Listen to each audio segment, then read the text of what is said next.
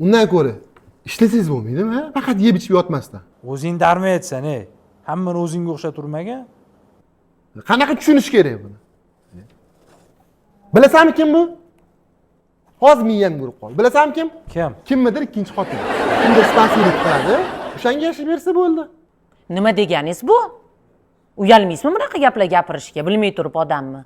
O'zingiz yeb ichib yotishga ishlamasdan uyalmaysizmi? Ishlasangiz bo'lmaydimi? Ayol kishi bilan shunaqa gaplashadimi?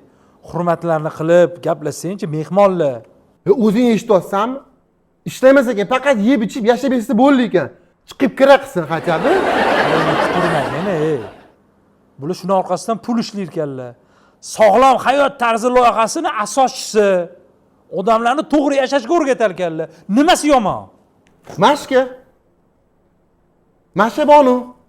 Laqabsiz qo'ymayman. Inson mashka.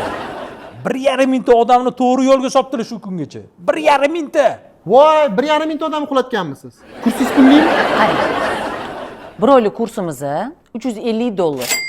Nima dedim? Praysimizda belgilangan narx. Siz oxirigacha eshiting. Yana marafon qo'yganmiz. Misol uchun bitta odam olib keling.